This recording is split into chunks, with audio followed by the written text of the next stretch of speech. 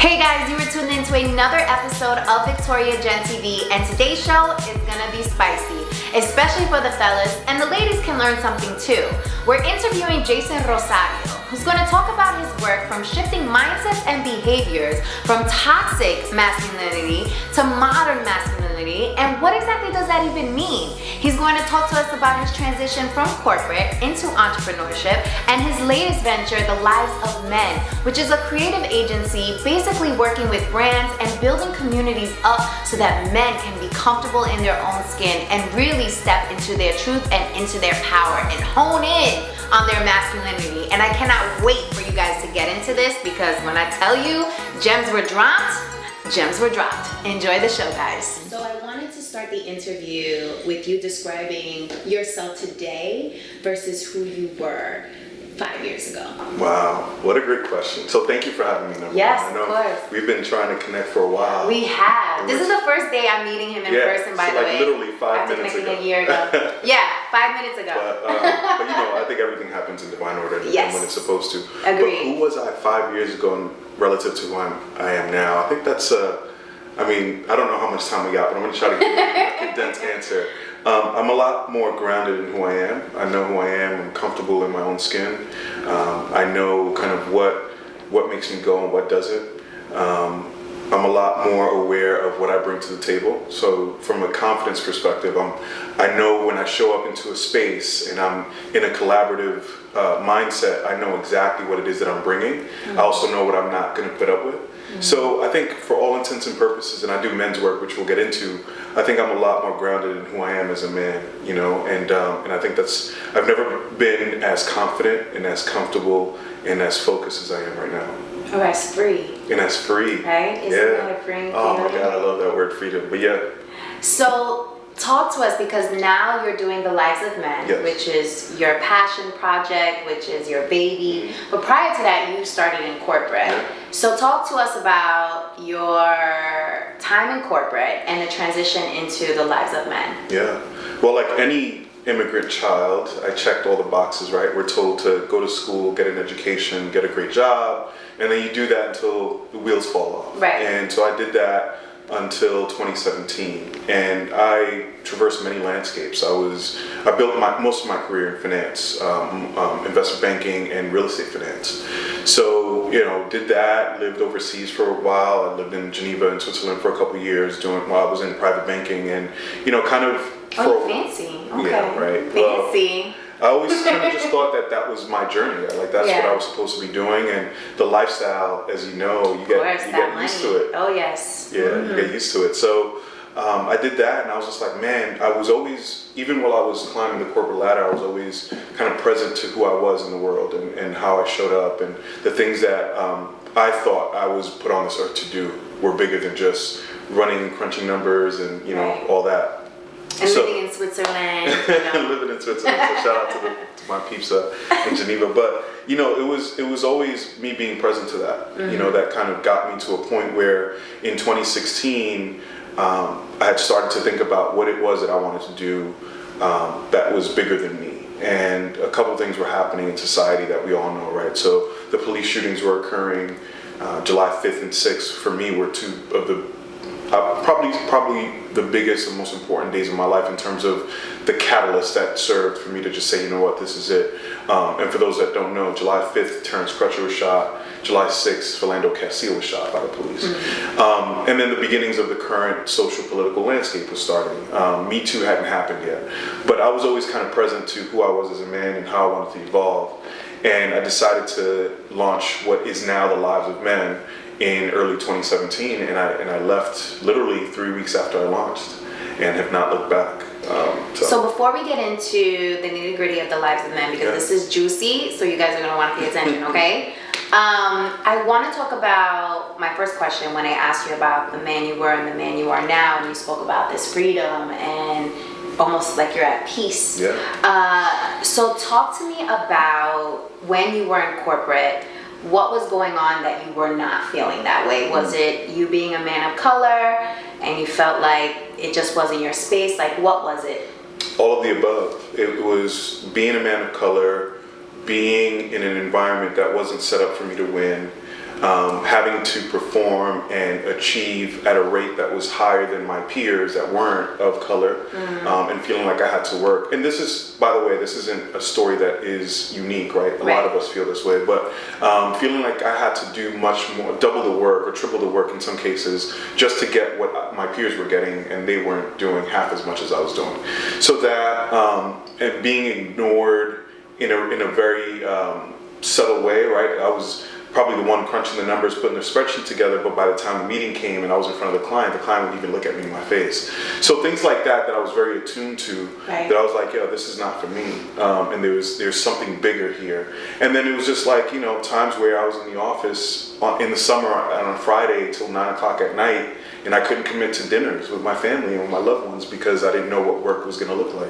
So those types of things for me was just like, you know, markers, like, okay, this is happening, and I've been in my career for this long.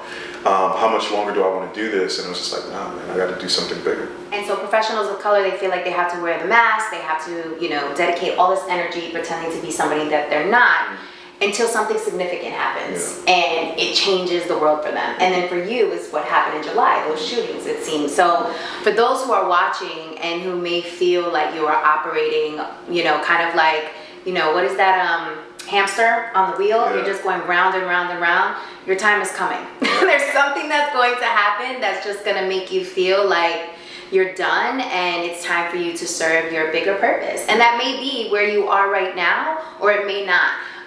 But don't get discouraged and don't get deterred from hearing these stories of people who came to that, you know, realization, because it's coming. And so, let me add to that, because I'm leaving a lot of details out, right? It wasn't just that. It was a really interesting period in my life where, you know, exiting a relationship, just kind of healing from a breakup and, you know, this traumatic experience. I would say that a lot of times what the catalyst is trauma for a lot of us that lead us to say, you know what is it that, what else is there out there for me to do? Whether it is a breakup, whether you lost a loved one, you know, police shootings or what have you, you know, be more present to the traumas in your life and how those lessons inform who you are and your values. And then those are probably the instances in which you're going to discover that passion. Right? Think about all the things that we love, the best albums that we love, the music, the art, all of that comes from a place of pain. If you really think about it. So when you think about transmuting that pain into something more productive, that's usually where that passion and that excitement comes from. Yeah. That makes sense? Definitely. So let's talk about the lives of men, because this is where we get into the tea, honey, and I'm very excited about this. So talk to me about the lives of men. What is it? What do you guys do? And you know, what are you hoping to serve? Yeah, well, the Lives of Men is a social impact and creative agency. And what we do is we do a lot of different things. And I call it a creative agency because it does a lot of things. It does the content stuff, so we do a lot of storytelling around what new or modern masculinity looks like. We host a lot of events, and then we do consulting around this stuff. So at the root of it, what is it? It's a platform that I launched that helps to redefine and challenge what I think modern masculinity should look like going forward. And then again, when you think about the context and the time that we live in, when I launched it, it was early 2017. Me Too went viral later that year. Mm-hmm. So it wasn't something that I launched in response to Me Too. It was just something that lived in me at that time. And then just all of a sudden, I found myself in the middle of this public discourse around masculinity. So since then, you know, it's just been kind of evolving. And so now what we do is we work with brands and companies that want to step out in this space to be vocal around what healthy masculinity looks like, but we work with them to design product, design campaigns, design their strategy and their thinking so that everything that they put out is more in line with that thinking. You know what I mean? So think of your brands, like your favorite brands, the Gillettes of the world, brands that talk to men. We want to make sure that their products and their services are aligned with what we're calling modern masculinity nowadays. In addition to that, what we do is we work with young men in New York City schools. So I am a Department of Education vendor, so we created a curriculum that we partner with schools around the city to work with their young men and their population. So it's pretty cool. No, it's dope as hell. Thank you. And that's why I wanted you on the show, because I think it's so needed. And I think you as a spokesperson, you have this tone and this like aura about you that's like, masculine, but like soft, so the messages can be heard almost, which I think is significant when you're talking about something sensitive like this. So tell me about, what brought you here personally. Like, why did you think the lives of men, outside of working with brands, but just speaking to men, like, why do you think this is important? Look, I'm a product of a single parent home and oldest of 5 kids raised by a Dominican immigrant woman. And I received a lot of messages about what it meant to be a man, indirectly and directly from the women in my life, right, my mom included, and also indirectly and directly from the men that were or were not in my life. So I made a lot of mistakes. I made a lot of mistakes. I could have, there were things in my life that I knew were missing, and I wanted to create something that selfishly for me was my medicine, right, that I needed growing up, but also could be packaged in a way where other men can draw inspiration from it, because I knew that I was having conversations with friends of mine about going through breakups and not knowing how to navigate certain instances in my career, what have you, that I know other brothers were going through. So I wanted to package it in a way where originally it was just like, hey, I want to create something that was my medicine, but then also served as a medicine for someone else. So it was always me being present to my lived experience, like who am I? How do I show up in my life with my loved ones and my career, and how does that all converge into the man that I want to be, and then how do I move that forward? And so, the lives of men, and I'll tell you something that a lot of people don't know. Ooh. The Lives of Men is the second iteration of something that I had launched in 2011, 2012. And it was a blog at the time. I'll call it an e-magazine called The Gentleman's Journal. And if you know anything about me and if you follow me on social, you know that I'm big on journaling and writing and meditation. So it was, again, giving people insight into my own process and packaging it in a way where other people drew inspiration from it. It wasn't the time at that time.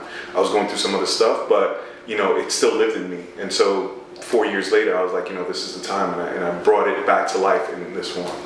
So what brought you to this vulnerability? Because that takes vulnerability in order for you to share this with the world and for you to admit to your mistakes and to admit that you are, a constant evolution of yourself. So what brought out that vulnerability, and what advice do you have for the fellas who are watching, even the women, about using vulnerability as a superpower instead of as an Achilles heel?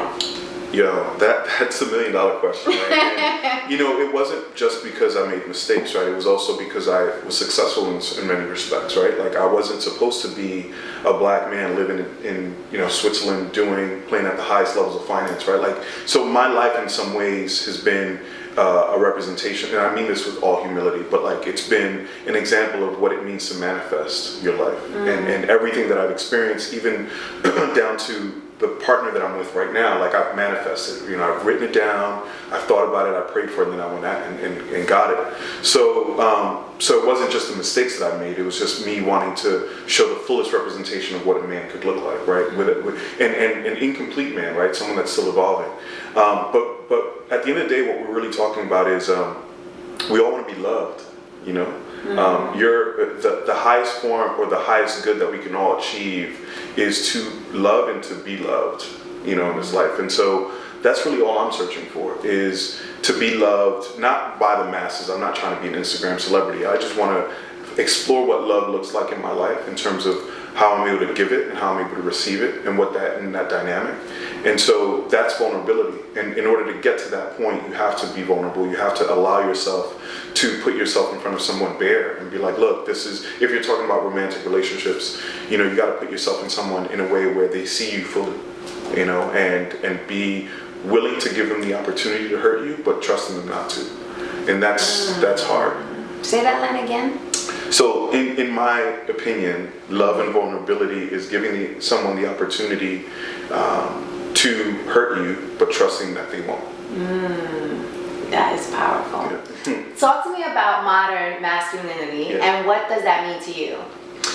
Well, modern masculinity is something that I think is just, it's still being defined by society in some ways. We are in very much the Me Too era, Black Girl Magic era, era in which women are ascending, while at the same time we're seeing men, powerful men, that haven't always done the right thing, lose their jobs and being held accountable in some Right. ways.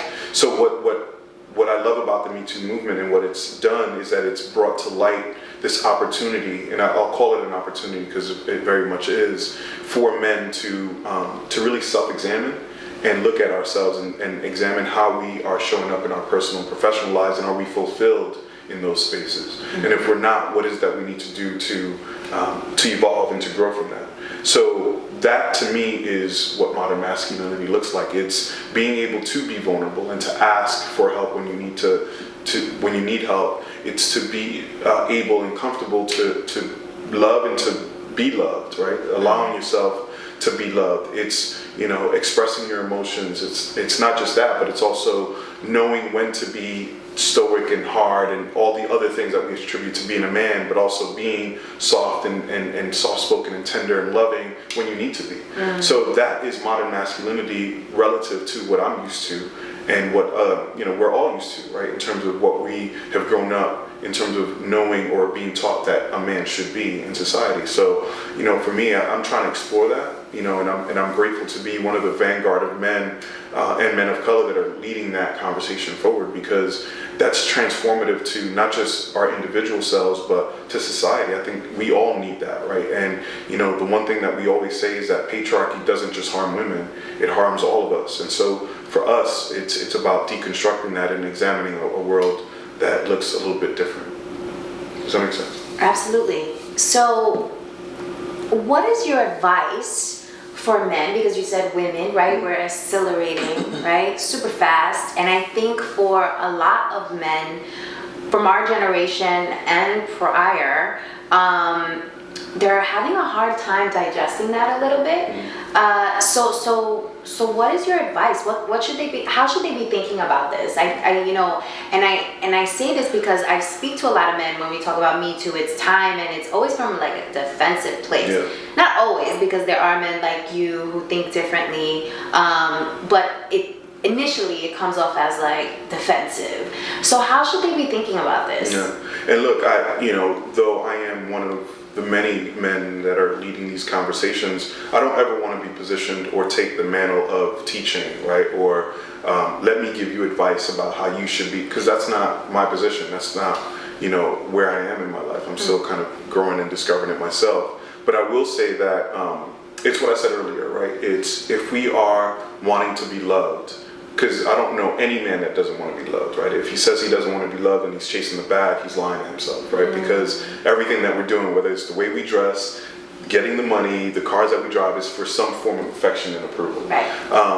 So I would say that if that is your quest, if you want to be loved, then allow yourself to be loved. And that looks different than what you've been taught. It looks like allowing yourself to be vulnerable with someone that you love and telling them, look, I'm hurt, I'm depressed, I'm feeling anxious, I'm scared, and allowing that person to help you, right? And that's not easy to do because, number one, we don't have the language to do it, right? We don't know what that looks like from a language perspective. But also it's because we are taught, and women are taught, to police that, right? And to be like, well, I'm wanting my man to be sensitive, but when you get it, you don't know what to do with it, right, as a woman. And so it comes from all angles for us. So we need to do a lot of work, both men and women, to create spaces where men can do that.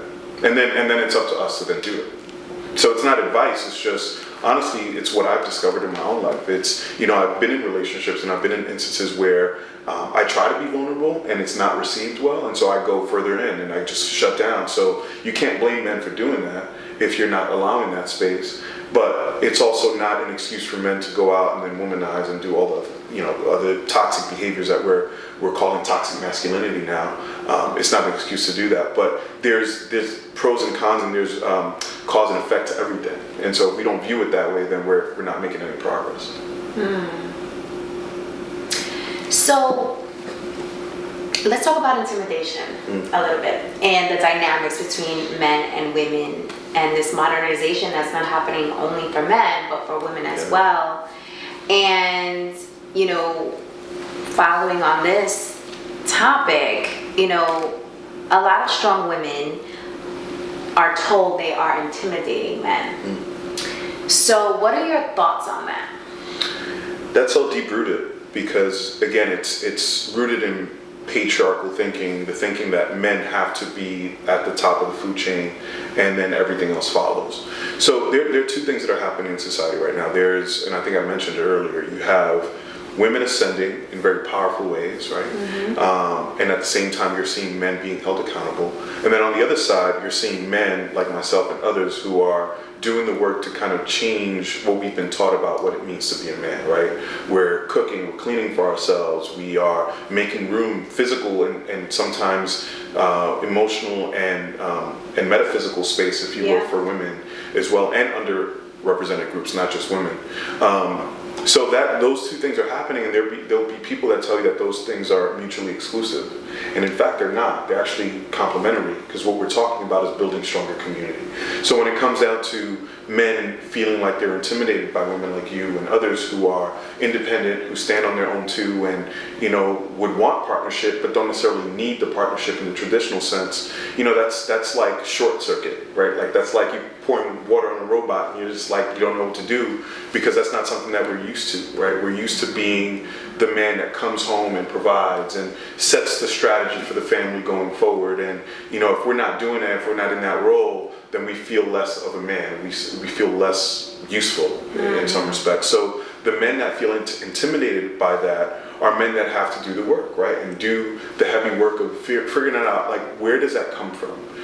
What is it that I've been taught that tells me that my lady can't make more money than me? Or that she has to cook and bring me my slippers when I come home? Like, why can't I do that for myself? So interrogating all of that is important. So that, to me, is where it begins. And you asked me earlier about my advice to men. It's not advice, but I would say, if there is advice, I would say that you want to ask a lot of questions. Be inquisitive about the thought patterns and the behaviors that you've kind of naturally fallen back on, and wonder where those come from, and question whether or not those are still useful going forward for the type of life that you want to create.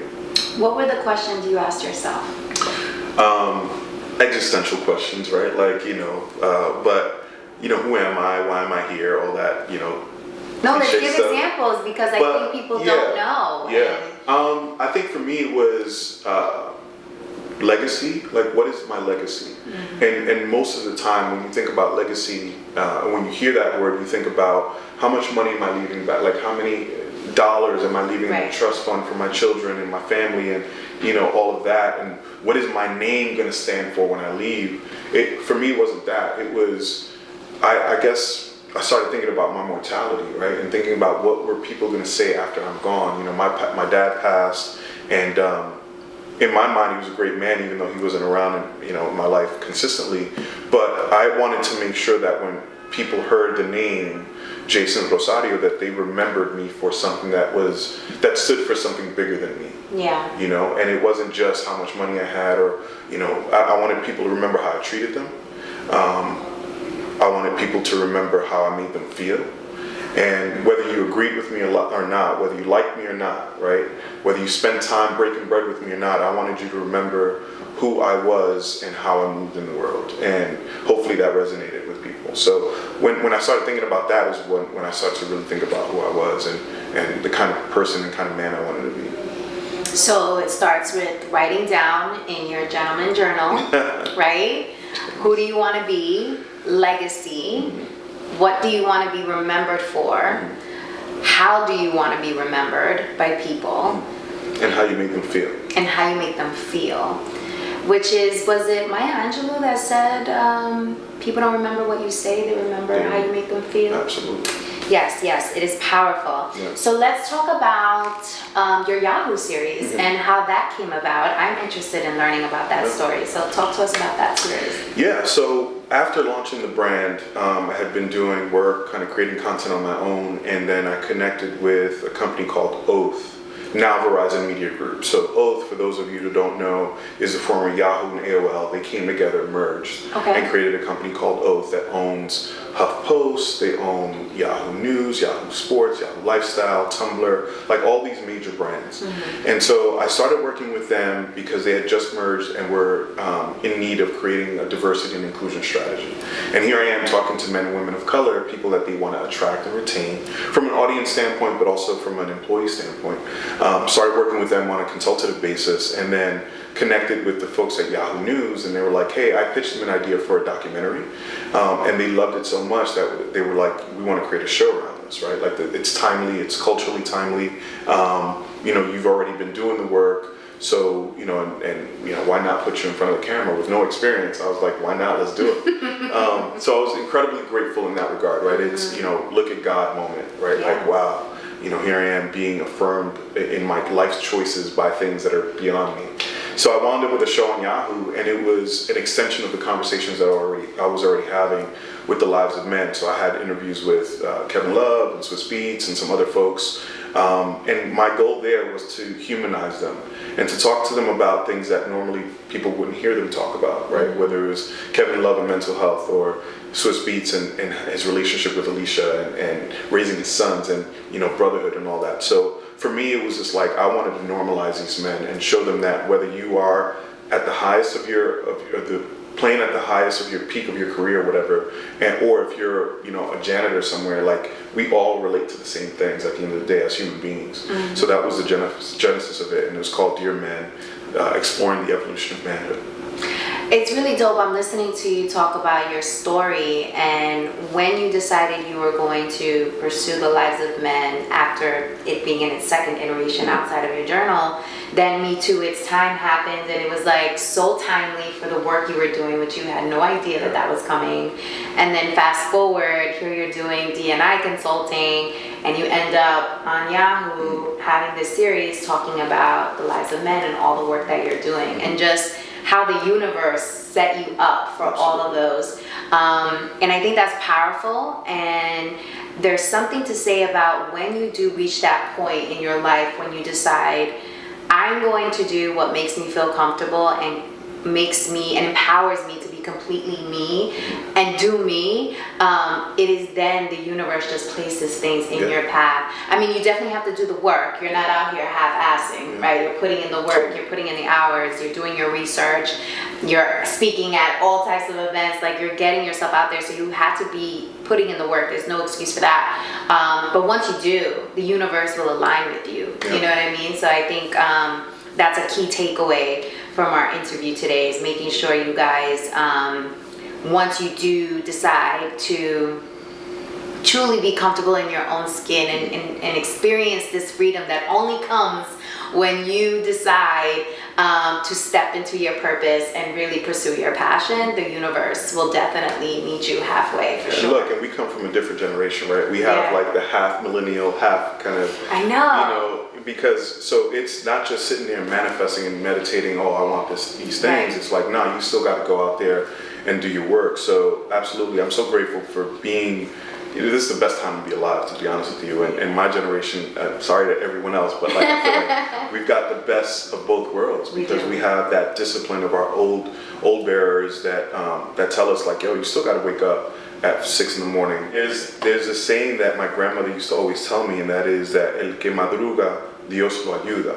And that means that, you know, the early bird gets the worm, right? And so there's a truth to that. So for me, it was just like, as soon as I made the decision that God put in me to say, look, you're going to do this work and you're going to leave your job. As soon as I did that, then the signs started to make themselves appear, and then I started to kind of do the work and meet it where it was at. So, you know, it's a little bit of both, I think. So I want to piggyback off that, because it is a blessing, and sometimes I feel like it's a curse. And maybe you feel this way too, since you still play in the corporate space with brands. Do you feel that you play, because you can exist in both worlds so seamlessly, that sometimes you do, and as a result, you filter your creativity, or your approach wouldn't be as colorful as it would be if you didn't have to worry about, you know, the corporate side of things and working with brands? I don't feel like that at all. I feel like my creativity, I don't have a problem with stoking the fires of my creativity. I think it's the other way around. I think my creativity overflows, and I have to almost think about, okay, this is creative and this is great and this is unique, but then how do you put structure around that? And how do you then put that together in packages so that you can then sell it, and, you know, whether it's making money or monetizing off of it. But, you know, so for me, it's more about reining that part in and making sure that I don't let that creative kind of flow take me too far out without thinking about, okay, how to connect that back to revenue. And I think honestly that's my value. You know, whenever I go out there and pitch to brands or whoever, it's, yeah, I can think through creatively about what this looks like for your audience, and then I can reverse engineer that all the way back to EBITDA, right? And revenue growth. And so that's my value. And I know that's my uniqueness. So I leverage that. I play that up all the time. But I don't think it's my corporate essence that I have to kind of rein in. It's the other way around. That is interesting. Okay. So what is next for Jason? What's next? I'm purposely taking it down a notch or two, and that's not saying that I'm shutting it down completely for the rest of the year, because I want to be intentional about 2020. There are three major goals that I want to hit in 2020. I won't say them now, but I'm actively working on them, and so I want to be in the right mindset emotionally and spiritually to attack it, because 2020 is going to be a big year. So for me, it's just been kind of, I'm hitting the circuit. You know, I still have some speaking engagements in the next couple months before year end to hit. I've got a conference in Chicago coming up, the 3% conference. I don't know if you've heard about that. No, what's that? It's, in short, it's a creative conference started by women. They called it 3% because at the time there was only 3% women in the creative director level across agencies. Okay. So they wanted to bring awareness to that. So ironically enough, what I'm doing there is just really just showing allyship. What does male allyship look? And so for the rest of the year, I'm just doing a lot of speaking on, you know, for women-run organizations around kind of this work and what it looks like to bring men into helping this conversation. You know what's so amazing? So last week I attended an event with these three gentlemen who started a group called For Women Only. And basically it's three married men talking to women, but not so much talking to women like, oh, you should be, yes, at a time. Just last week, Steve Canal, Kenny Burns. And, you know, it's not them talking to women like, oh, this is what you should do. It's really them like listening to women, and then they plan on like taking all that intel and then sharing it with men. But women are so incredible. You know, we're just embracing this like evolution that men are going through right now. And I think that allyship is like happening on both sides, so much so that we're doing what we do. Like we're uplifting, right? We're uplifting the conversation and really putting it in the forefront and making sure the right people need to hear it. So I love that you are working with so many women to kind of make sure this messaging like gets out there. I mean, because if you want something done, you obviously need to have women involved. I mean, let's be real here. All right, so a question that I ask all of my guests on my show is, what does collaboration mean to you? I'm gonna give you another quote. Okay. Because I recently just heard this, but collaboration is the sex of creativity. Is the sex of creativity. Ooh, think about what that means, spicy. right? Like collaborating with someone is the ultimate fusion of worlds, right? That creates like this thing, and it can be on a very physical level, right? Obviously, but it can be on a very creative, metaphysical level as well. So for me, that's what collaboration means. Is, you know, what intention are you putting behind that, you know, that interaction, that relationship, that partnership, and what is it that you're trying to create that's going to be of value to the world? So dope. Yeah. I like that. I almost feel like maybe the quote should be, and maybe this is too much, but I feel like it should be, collaboration is the orgasm of creativity, because, you know, sex isn't always, you know. Facts. You know what I mean? But that's just facts. Anywho, that's a different show. We are not PG, by the way. We can go rated R, but that's another show for another interview. But I want to thank you guys for tuning in. Jason, thank you so much for being here today. Appreciate you. I hope you guys learned a lot. Make sure you stay connected to him. I'll definitely put it in the notes section so you guys stay attached to this movement and get involved with what they're doing with the lives of men, brands. Holla at Jason. He's got some real thought leadership here. And leave your feedback, which is always needed. So make sure you leave your feedback on this episode. Who else should I interview? I need that intel from you guys, and I know you know a lot of great people. So let's get them on the show. So again, thanks so much for watching. Enjoy the next episode. See you next time.